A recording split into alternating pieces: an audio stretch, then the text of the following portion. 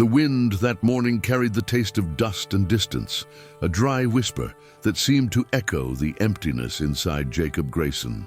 He was a man worn by years of solitude, by the sun that baked his ranch lands into brittle clay, and by a kind of quiet ache that comes when a man's days stretch longer than his dreams. The year was 1883, somewhere on the edge of New Mexico territory, where justice was traded like whiskey and decency often cost more than gold. Jacob was not a cruel man, but he was a tired one. Tired of doing everything alone, tired of mending fences and talking only to cattle. So when he heard from a passing trader that 3 Apache women had been captured and were being sold to settlers who needed help on their homesteads, Jacob felt something stir in him, not greed, not lust, but a strange, heavy pity. The trader said they'd been taken during a raid. $6, Grayson. The man grinned, holding up 3 fingers. $2 apiece. They'll cook, clean, do as they're told. Cheap help. Jacob's hand trembled slightly as he reached for his worn leather pouch. 6 silver dollars clinked into the man's palm. It felt dirty, wrong somehow. But Jacob told himself he was doing the decent thing, that he'd give the women food, a roof, maybe safety. When the wagon rolled into his ranch at dusk, 3 figures sat silently in the back, wrapped in thin blankets, their dark eyes sharp even in the fading light. They stepped down one by one, their posture proud, unbent by the chains of circumstance. The first was Ayanna, the eldest, her hair streaked with silver despite her youth, her gaze calm and deliberate. The second, Suni, had a soft face but eyes like a blade, bright, questioning, fearless. The youngest, Talise, barely 20, looked at the world as though testing whether it still held anything worth trusting. Jacob cleared his throat. "You'll have food here and work," he said, trying to sound authoritative. "You'll be safe." Ayanna studied him for a long, unbroken moment before speaking. Her voice was low, melodic, and heavy with a calm defiance. "You think we are yours?" Jacob shifted awkwardly. "I paid for you. That makes you mine to protect." Suni stepped forward, her chin high. "Then protect yourself first," she said. "We do not belong." Their words struck him harder than any blow. In town, no one had questioned the practice. $6 for 3 lives was a bargain in the eyes of the world. But now, looking at them, strong, steady, unyielding, Jacob felt the lie unravel. That night, sleep evaded him. The women sat apart near the barn, whispering softly in their native tongue.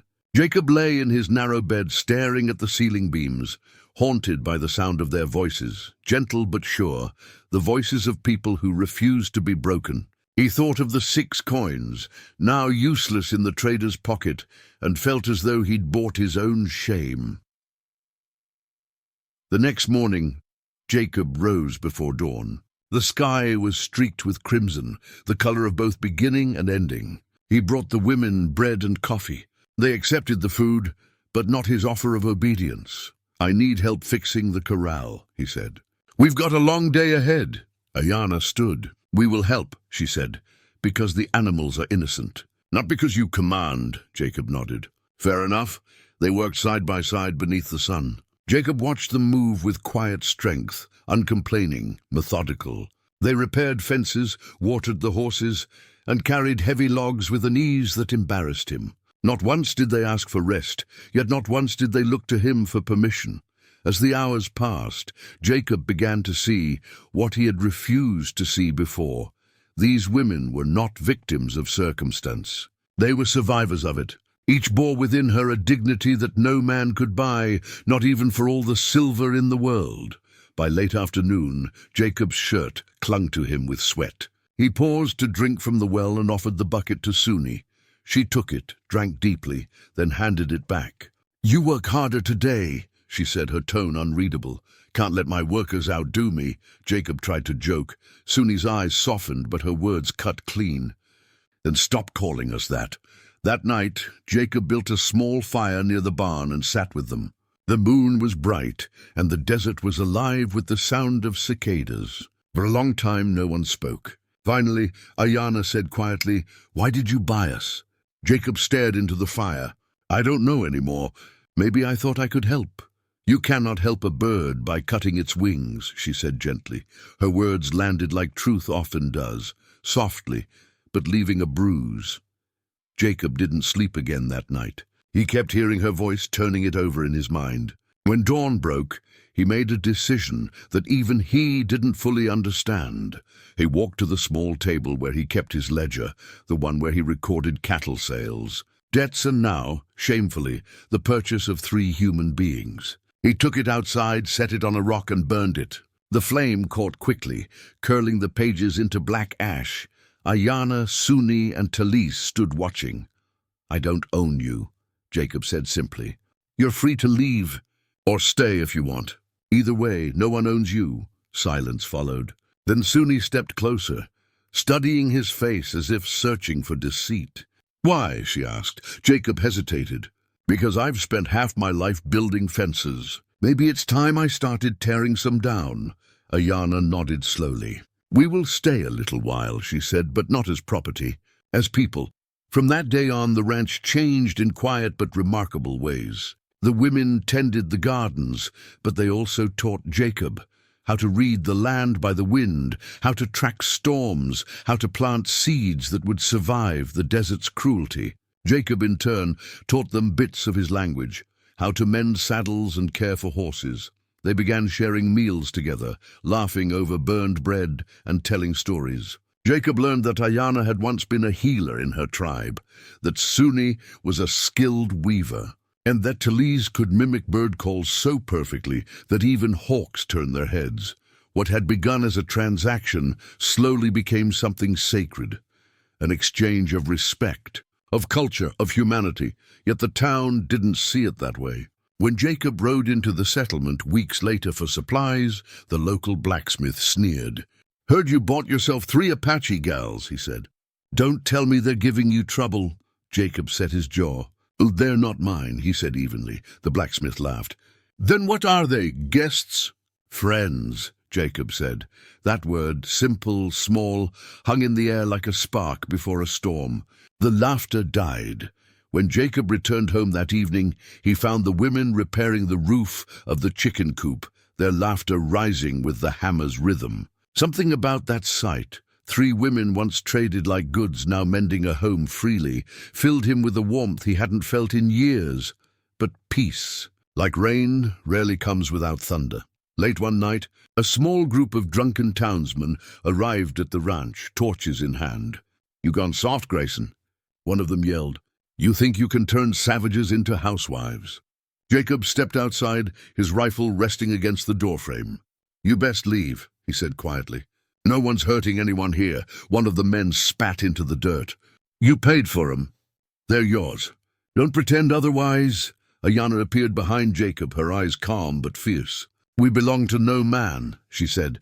The men laughed, cruel and hollow. Jacob's hands tightened around the rifle.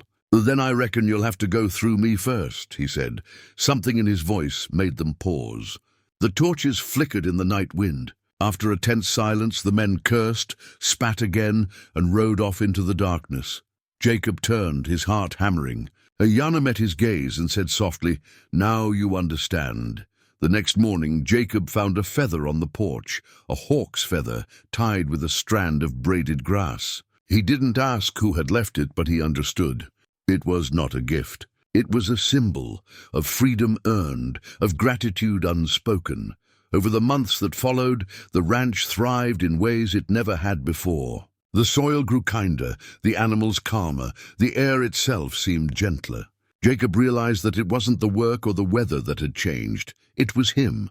The anger, the loneliness, the sense of ownership that had once defined his life, all of it had been stripped away, replaced by something purer. One evening, as the sun sank behind the mesas, painting the sky in gold and rose, Jacob sat outside with the 3 women. They shared bread and coffee in silence.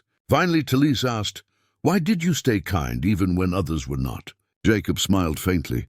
"Because someone once reminded me that kindness is the only thing that doesn't lose value when you give it away." Suni nodded. "Then you understand our way." Jacob looked out at the horizon, the same horizon he had once watched alone, and felt for the first time, that he was part of something larger than himself. Later that night, he stood by the barn, staring up at the stars. He thought about those $6 how meaningless they were now. He thought about the way Ayana spoke of freedom, how Suni's laughter could dissolve silence, how Talise could turn fear into song. He realized he had not purchased them. They had purchased him, from his ignorance, from his isolation. From the walls he'd built around his heart, the story of the $6 was no longer a tale of buying, but of redemption. When word spread through the territory of the strange rancher who treated 3 Apache women as equals, some mocked him, others admired him. Jacob didn't care. He had learned the simplest, hardest truth of all, that human worth cannot be measured in coins or contracts, but in compassion. As the seasons passed, the ranch became known as a safe place for wanderers and the lost. Travelers stopped for food, for water, for a kind word. And always, Ayana, Suni, and Talise were there, strong, unbroken, living proof that dignity endures even after injustice. Years later, when Jacob was an old man, he would sit on that same porch, watching the grandchildren of those women play in the dust. They called him Grandfather Jacob, though none of them bore his blood. Sometimes, when they asked for stories, he told them about the day he paid $6 for 3 women, and how not one of them accepted belonging to him. The children would laugh, not understanding why such a thing had ever been possible. Jacob would smile and say, "Because I didn't buy them. I bought the chance to learn what being human truly means." And when the night came, he'd look at the stars, the same stars that had watched him burn his ledger, that had witnessed the birth of something beautiful from the ashes of a foolish act, and whisper a prayer of thanks, for kindness, for forgiveness, for the grace of being taught by those he once thought he was saving. Years after Jacob's death, travelers passing through the territory would stop at the small ranch where the sunflowers grew tall beside the gate. They would hear stories of a man who had once bought 3 Apache women and found instead 3 teachers. No ledger remained, no mark of ownership, only a garden, a house, and a legacy of kindness, because in the end, the $6 bought nothing at all except the beginning of change, and that, perhaps, was worth more than all the silver in the world. The sun had barely risen over the red cliffs of New Mexico when Jacob Grayson realized how empty his ranch had become. The wind whistled through the split-rail fences like a ghost looking for company, and the only sounds were the creak of the windmill and the slow drip of water into the trough. For years, Jacob had worked this land alone, driven by duty more than hope. His wife had died of fever 3 winters ago, his son long gone east to study law. All that was left was the land, the cattle, and the silence that never stopped echoing. So when a trader rode into town one dusty afternoon, hauling a wagon of supplies and contracts, Jacob listened. The man was rough, slick-tongued, and loud, the kind who measured decency by profit. 3 Apache women, the trader said, his grin crooked under a shadow of tobacco stains. Captured up north. Strong, young, and quiet. $6 for all 3. You need help on that spread of yours, Grayson? You won't find cheaper, Jacob frowned. $6 for people? The trader shrugged. Ain't much different from buying hands. Better than leaving them to rot out there. I'm doing them a favor, really. Jacob hesitated. There was a heaviness in his chest, a moral weight he didn't want to name. He thought about his overgrown fields, the empty house, the meals eaten in silence. $6, he murmured, running his fingers over the worn coins in his pocket. The trader spat into the dust. $6, and you'll have yourself company and help before sundown. Jacob handed over the coins. It wasn't a decision made from cruelty. It was loneliness, ignorance, and a quiet hunger for purpose that clouded his judgment.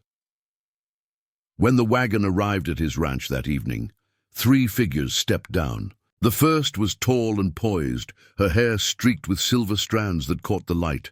Ayana, her eyes calm as the desert before rain. The second, Suni, was younger, fierce-eyed, her expression guarded but alive with intelligence. The third, Talise, barely more than a girl, carried both fear and pride in her delicate face. Jacob tried to speak, to welcome them somehow, but the words came out clumsy. "You'll be safe here," he said. "You can rest tonight. There's food inside." None of them moved. Ayana finally spoke, her voice measured and strong. "We are not yours," Jacob stiffened. "I paid for you." It means nothing," Suni interrupted, stepping forward, her chin high. "No man can buy what cannot belong." The wind carried her words into the empty fields, and Jacob felt their weight settle on him like judgment. He didn't answer. He turned and walked back to the house, his chest tight, ashamed though he could not yet name why. That night, as the women sat silently by the barn fire, Jacob lay awake. He could hear them speaking softly in their language, the tones rising and falling like music older than the desert itself. He didn't understand their words, but he felt them, felt the strength in their defiance, the quiet dignity in their refusal. It gnawed at him, made him restless. By morning he had made a decision. "You can work the land," he told them, "and earn your keep, but I won't force you. Stay or go, it's your choice." Ayana studied him for a long moment. Then she said, "We will stay for now. We will help the land, not you." Jacob nodded, and for the first time something inside him eased. Days turned into weeks. The three women worked with a grace and skill that humbled him. They repaired the corral, tended the horses, gathered herbs from the dry hills. Jacob found himself learning from them without realizing it. How to read the wind, how to listen to silence, how to understand what the earth needed rather than demand it yield. Suni showed him how to find water beneath cracked soil. "The ground remembers," she said, placing his rough hands against the dirt. "You just forgot how to listen." Ayana taught him how to heal a wounded calf with a poultice made from desert flowers. "Kindness," she said one evening, grinding petals into paste, "is stronger than iron. Even the land knows this." Talise sang as she worked, soft songs that rose and fell like prayers. Jacob never asked their meanings. It was enough to hear them. The more he listened, the more he changed. He stopped calling them the women and started using their names. He stopped giving orders and started asking questions. And slowly, the house that had once echoed with silence began to fill with laughter, conversation, and warmth. But not everyone approved. When Jacob rode into town for supplies, the blacksmith sneered. "Heard you got yourself some savages, Grayson. You training them or just keeping them company?" Jacob's jaw clenched. "They're not savages, and they're not mine." The blacksmith laughed loud and mean. Sure. Whatever you tell yourself." Jacob didn't respond. He turned his horse and rode home, but the words burned. That night, as the fire crackled, he told Ayana what had been said. She looked at him with the calm of someone who had lived through too much hate to be surprised by more of it. "They do not see us," she said softly. "They see their fear." Jacob stared into the fire. "Then I'll show them something better." She tilted her head. "And what is better?" He smiled faintly. "Respect." It was a promise he didn't know how to keep, but one the women would help him fulfill. Months passed. The ranch transformed. The soil grew richer, the crops steadier. Jacob built a small garden with Talise's guidance, planting corn and sunflowers side by side. "They protect each other," she explained. "The corn gives shade, and the flowers draw the bees. Nothing grows alone." Jacob thought about that long after she'd said it. Then, one blistering afternoon, a fire broke out near the edge of the property. The wind carried embers fast, and within minutes, flames were licking the dry brush. Jacob grabbed buckets, shouting for the women. Together they worked through the night. Ayana soaking blankets, Suni forming a fire break, Talise guiding the animals to safety. When the fire finally died, the eastern field was black and smoking. They stood together in silence, exhausted and trembling. Jacob looked at them, at the soot on their faces, the courage in their eyes, and something inside him broke open. "I don't deserve what you've given me," he said hoarsely. "I thought I was saving you, but you saved me." Ayana stepped forward and placed a hand over his heart. "Now you understand," she said. "Freedom does not need saving. It needs respect. In that moment, Jacob realized what the $6 had truly cost him, his ignorance. The next morning, he walked to the barn, took out the old ledger that held the record of their purchase, and burned it. The women watched in silence as the ashes floated into the sky like black feathers. When the last ember died, Jacob turned to them. "You are free," he said simply. "Free to stay or to go. No one will ever own you here." Suni's expression softened. "You burned your proof," she said quietly. Jacob nodded. "Because I don't need proof to know what's right." The three women exchanged glances. Ayana spoke first. "Then we will stay. But as friends, not as owned." Jacob smiled, tears burning behind his eyes. "As friends," he agreed. That word, simple and small, changed everything. From that day, the ranch became a place of balance, a place where human hands worked with the earth, not against it. Ayana's herbs healed the townspeople who once mocked her. Zuni's weavings brought color and trade to the marketplace. Zalise taught the children songs in both Apache and English, bridging worlds that had never met in peace.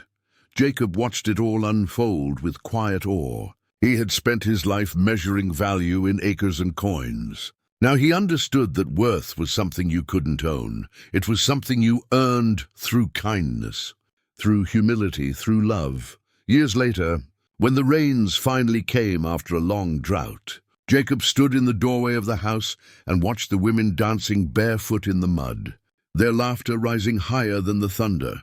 He felt tears on his cheeks and didn't bother to hide them. He had once paid $6 for 3 women, but what he received was beyond any price: forgiveness, friendship, and the rediscovery of his own humanity. One evening, as the sun dipped low and painted the sky in gold, Jacob sat beside Ayana under the shade of the cottonwood tree. "Do you ever regret staying?"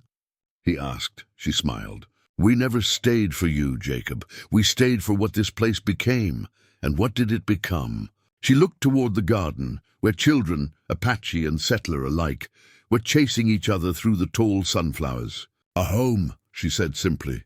Jacob closed his eyes, letting the peace of her words sink deep into him. For years, he had thought home was something you built with wood and nails. Now he knew it was something you built with trust. As the years went by, the story of the ranch spread across the territory. People whispered about the strange man who had bought 3 women and ended up giving them freedom.